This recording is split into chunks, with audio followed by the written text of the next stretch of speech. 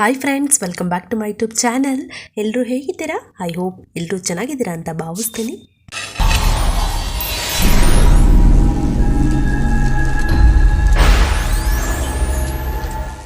ಇವತ್ತಿನ ಒಂದು ವಿಡಿಯೋದಲ್ಲಿ ಸ್ಕಂದ ಷಷ್ಠಿಯ ಕಥೆನ ಹೇಳ್ತೀನಿ.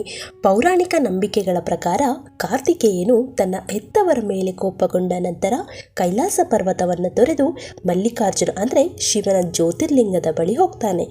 ಮತ್ತು ಕಿರಿಯ ಸಹೋದರ ಗಣೇಶ ಮತ್ತು ಕಾರ್ತಿಕೇಯನು ಸ್ಕಂದ ಷಷ್ಠಿಯಂದು ತಾರಕಾಸುರನನ್ನು ಕೊಂದರು.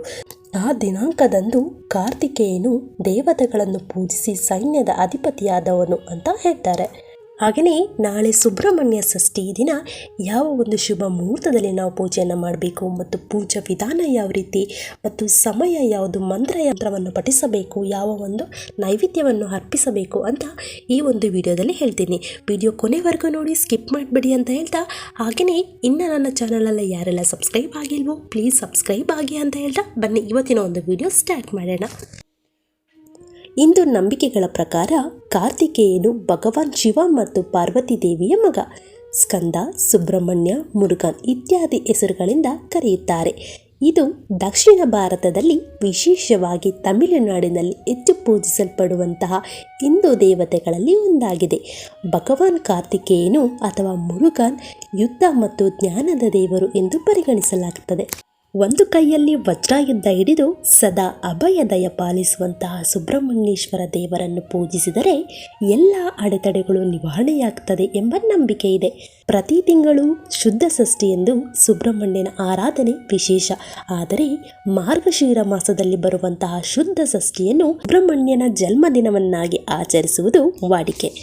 ಶಾಸ್ತ್ರದ ಪ್ರಕಾರ ಭಗವಾನ್ ಕಾರ್ತಿಕೇಯನು ಷಷ್ಠಿ ತಿಥಿಯಲ್ಲಿ ಜನಿಸಿದನು ಮತ್ತು ಮಂಗಳನ ಅಧಿಪತಿಯಾಗಿದ್ದು ಆತನ ವಾಸಸ್ಥಾನ ದಕ್ಷಿಣ ದಿಕ್ಕಿನಲ್ಲಿದೆ. ಆದ್ದರಿಂದ ಕರ್ಕಾಟಕ ರಾಶಿಯವರು ಸೇರಿದಂತೆ ತಮ್ಮ ಜಾತಕದಲ್ಲಿ ಮಂಗಳ ದೋಷ ಇರುವವರು ಈ ದಿನ ಉಪವಾಸ ವ್ರತವನ್ನು ಆಚರಿಸಿ ಕಾರ್ತಿಕೇಯನನ್ನು ಪೂಜಿಸುವ ಮೂಲಕ ಕುಂಡಲಿಯಲ್ಲಿ ಮಂಗಳನನ್ನು ಬಲಪಡಿಸಿಕೊಳ್ಳುತ್ತಾರೆ ಮತ್ತು ಮಂಗಳಕರ ಫಲಿತಾಂಶಗಳನ್ನು ಪಡೆಯುತ್ತಾರೆ.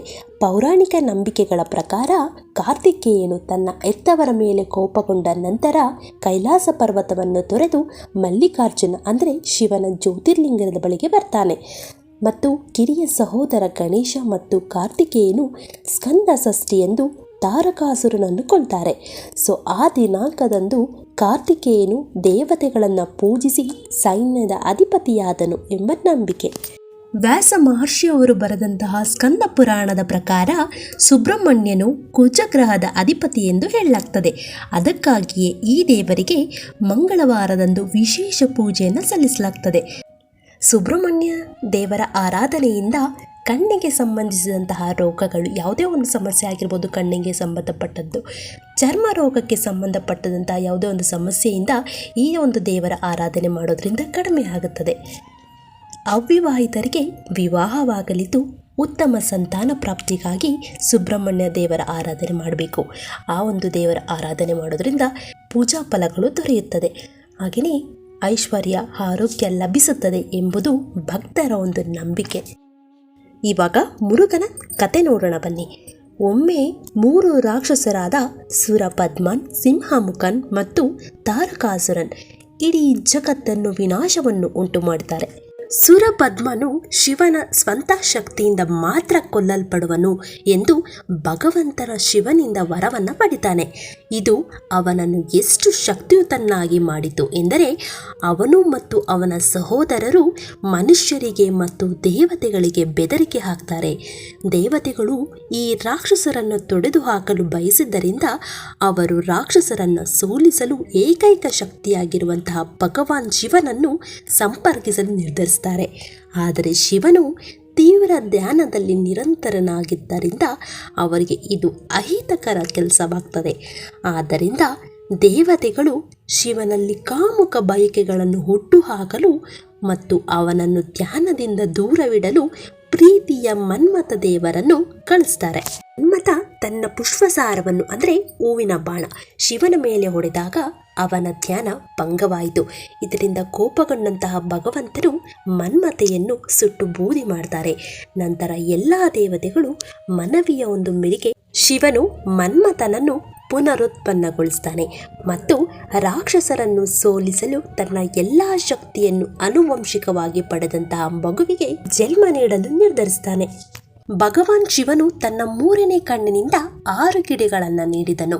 ಅದನ್ನು ಅಗ್ನಿದೇವ ಶರವಣ್ಣ ನದಿಯ ತಂಪಾಗಿಸುವಂತಹ ನೀರಿಗೆ ಒತ್ತೊಯ್ದನು. ಅಲ್ಲಿ 6 ಕಿಡಿಗಳು ಆ ದೈವಿಕ ಶಿಶುಗಳಾಗಿ ಪ್ರಕಟವಾಗ್ತದೆ. ಕಾರ್ತಿಕ ಸಹೋದರಿಯರ ಹೆಸರಿನ 6 ಹೆಣ್ಣು ಮಕ್ಕಳು ಕಾರ್ತಿಕ ಅಥವಾ ಪ್ಲೇಟ್ಸ್ ನಕ್ಷತ್ರ ಅಂದರೆ ನಕ್ಷತ್ರದ ಪುಂಜದ 6 ನಕ್ಷತ್ರಗಳಿಗೆ ಸಂಕೇತ. ಈ ಶಿಶುಗಳನ್ನು ಪೋಷಿಸಲು ಒಪ್ಪಿಕೊಂಡರು. ಒಮ್ಮೆ ತಾಯಿ ಪಾರ್ವತಿಯು ಕೊಳದಲ್ಲಿ ಬೆಳೆಯುತ್ತಿರುವಂತಹ 6 ಮಕ್ಕಳನ್ನು ಭೇಟಿ ಮಾಡಿದಾಗ ಮತ್ತು ಅವರೆಲ್ಲರನ್ನು ಒಮ್ಮೆ ಅಪ್ಪಿಕೊಂಡಾಗ ಅವರು 6 ಮುಖಗಳು, 12 ಕೈಗಳು ಮತ್ತು 2 ಕಾಲುಗಳ ಒಂದು ಮಗುವನ್ನು ರೂಪಿಸ್ತಾರೆ. ಈ ಒಂದು ಭವ್ಯ ವ್ಯಕ್ತಿಗೆ ಕಾರ್ತಿಕೇಯನ್ ಎಂದು ಹೆಸರಿಸಲಾಯಿತು. ತಾಯಿ ಪಾರ್ವತಿಯು ಅವನಿಗೆ ಕೌಶಲ್ಯ, ಪರಾಕ್ರಮ ಎಂದು ಕರೆಯುತ್ತಾರೆ. ಕಾರ್ತಿಕೇಯನ್ ಒಬ್ಬ ದಾರ್ಶನಿಕ ಮತ್ತು ಯೋಧನಾಗಿ ಬೆಳಿತಾನೆ. ಅವರ ಬುದ್ಧಿವಂತಿಕೆ ಮತ್ತು ಕರುಣೆಯ ಮೂರ್ತ ರೂಪವಾದರೂ ಅವರ ಯುದ್ಧದಲ್ಲಿ ಜ್ಞಾನವನ್ನು ಹೊಂದಿರ್ತಾರೆ. ಅವನು ತನ್ನ ಸಹಾಯಕರೊಂದಿಗೆ ಮಾರಣಾಂತಿಕ ರಾಕ್ಷಸರ ಸುರಪದ್ಮನ್ ಮತ್ತು ಅವನ ಸಹೋದರರ ವಿರುದ್ಧ ಯುದ್ಧನ ಮಾಡ್ತಾನೆ. ರಾಕ್ಷಸನ ನಗರಕ್ಕೆ ಹೋಗುವಾಗ ಭಗವಂತನು ಸುರಪದ್ಮನ ಸಹೋದರರಾದ ಸಿಂಹಮುಖನ್ ಮತ್ತು ತಾರಕಾಸುರನನ್ನು ಕೊಲ್ತಾರೆ. ನಂತರ ಅಧಿಪತಿ ಮತ್ತು ರಾಕ್ಷಸರ ನಡುವೆ ಘೋರ ಯುದ್ಧವೇ ನಡೆಯುತ್ತೆ. ಅದರಲ್ಲಿ ಅವನು ತನ್ನ ಬೆಲ್ಲಿಂದ ಸುರಪದ್ಮನನ್ನು ತುಂಡರಿಸ್ತಾನೆ. ಸುರಪದ್ಮನ ದೇಹದಿಂದ ಒಂದು ನವಿಲು ಮತ್ತು ಹುಂಜ ಹೊರಹೊಮ್ಮುತ್ತದೆ. ಅದರಲ್ಲಿ ಮೊದಲನೆಯದು ಭಗವಂತನ ವಾಹನವಾಗುತ್ತೆ. ನಂತರದವನು ಅವನ ಧ್ವಜದಲ್ಲಿ ದುಷ್ಟರ ಮೇಲಿನ ವಿಜಯದ ಸಂಕೇತವಾಗಿ ಅಲಂಕರಿಸಲ್ಪಡುತ್ತದೆ. ಕಾರ್ತಿಕೇಯನು ಸುರಪದ್ಮನನ್ನು ಸೋಲಿಸಿದ ದಿನವೇ ಷಷ್ಠಿ. ಸುರಪದ್ಮನು ಮಾರಣಾಂತಿಕವಾಗಿ ಗಾಯಗೊಂಡಾಗ ಅವನು ತನ್ನನ್ನು ರಕ್ಷಿಸಲು ಭಗವಂತನನ್ನು ಕೇಳ್ಕೊಳ್ತಾನೆ ಮತ್ತು ಮುರುಗನು ಅವನನ್ನು ನವಿಲಿಗೆ ತಿರುಗಿಸಿದನು ಮತ್ತು ಅವನು ಶಾಶ್ವತವಾಗಿ ತನ್ನ ವಾಹನವಾಗಿರ್ತಾನೆ ಎಂದು ಹೇಳಲಾಗ್ತದೆ. ಇವಾಗ ಪೂಜಾ ವಿಧಾನ ನೋಡೋಣ ಬನ್ನಿ. ಸುಬ್ರಹ್ಮಣ್ಯ ಷಷ್ಠಿಯ ದಿನ ಭಕ್ತರು ಮುಂಜಾನೆಯೇ ಎದ್ದು ಸ್ನಾನವನ್ನು ಮಾಡಿ ಮನೆಯಲ್ಲಿರುವಂತಹ ದೇವರ ಮನೆಯನ್ನು ಸ್ವಚ್ಛಗೊಳಿಸಬೇಕು. ನಿತ್ಯ ಪೂಜಾ ವಿಧಾನಗಳನ್ನು ಮುಗಿಸಬೇಕು. ಪೂಜೆಯ ಅಂಗವಾಗಿ ಸುಬ್ರಹ್ಮಣ್ಯ ಅಷ್ಟಕಂ ಮತ್ತು ಭುಜಂಗಂ ಸ್ತೋತ್ರವನ್ನು ಪಠಿಸಬೇಕು. ಈ ದಿನ ಉಪವಾಸವನ್ನು ಮಾಡಬೇಕು. ಹಾಗೆಯೇ ಈ ಒಂದು ಷಷ್ಠಿಯ ದಿನ ದೇವರಿಗೆ ನೈವೇದ್ಯವನ್ನು ತಂಬಿಟ್ಟು, ಲಡ್ಡು ಅಥವಾ ಎಳ್ಳುಂಡೆ, ತೆಂಗಿನಕಾಯಿಯಿಂದ ಮಾಡಿದಂಥ ಯಾವುದೇ ಒಂದು ನೈವೇದ್ಯ ಆಗಿರ್ಬೋದು, ಬಾಳೆಹಣ್ಣಿಂದ ಪಂಚಾಮೃತ ಆಗಿರ್ಬೋದು, ಯಾವುದೇ ಒಂದು ಸಿಹಿ ಪದಾರ್ಥವನ್ನು ದೇವರಿಗೆ ಅರ್ಪಿಸಿ.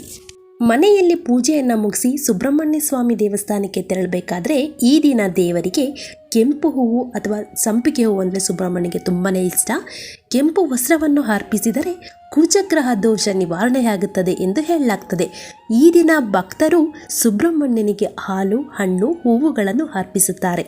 ಹಾಗೆಯೇ ಯಾರಿಗೆಲ್ಲ ಕುಜದೋಷ ಅಥವಾ ಕಾಳಸರ್ಪ ದೋಷ ಇರುತ್ತೋ ಅವರಿಗೆಲ್ಲ ಈ ಒಂದು ವಿವಾಹವಾಗದವರಿಗೆ ವಿವಾಹವಾಗುತ್ತದೆ, ಮಕ್ಕಳಿಲ್ಲದವರಿಗೆ ಮಕ್ಕಳಾಗುತ್ತದೆ ಎಂಬ ನಂಬಿಕೆ ಇದೆ.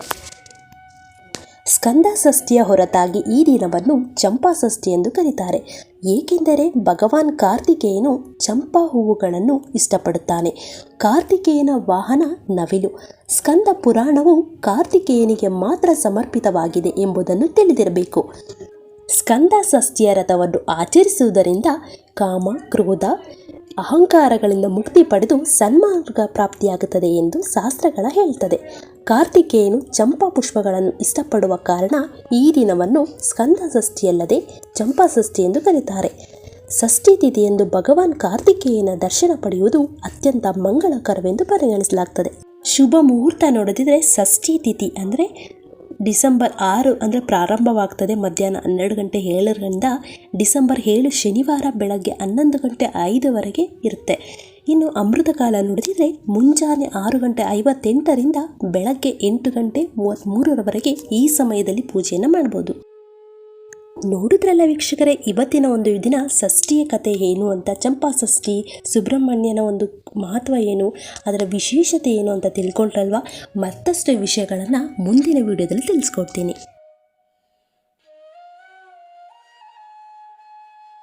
ಇವತ್ತಿನ ಒಂದು ವಿಡಿಯೋ ನಿಮಗೆ ಇಷ್ಟ ಆದರೆ ಲೈಕ್ ಮಾಡಿ, ಶೇರ್ ಮಾಡಿ ಆ್ಯಂಡ್ ಸಬ್ಸ್ಕ್ರೈಬ್ ಮಾಡಿ ಅಂತ ಹೇಳ್ತಾ ಇವತ್ತಿನ ಒಂದು ವಿಡಿಯೋ ಎಂಡ್ ಮಾಡ್ತಾ ಇದ್ದೀನಿ.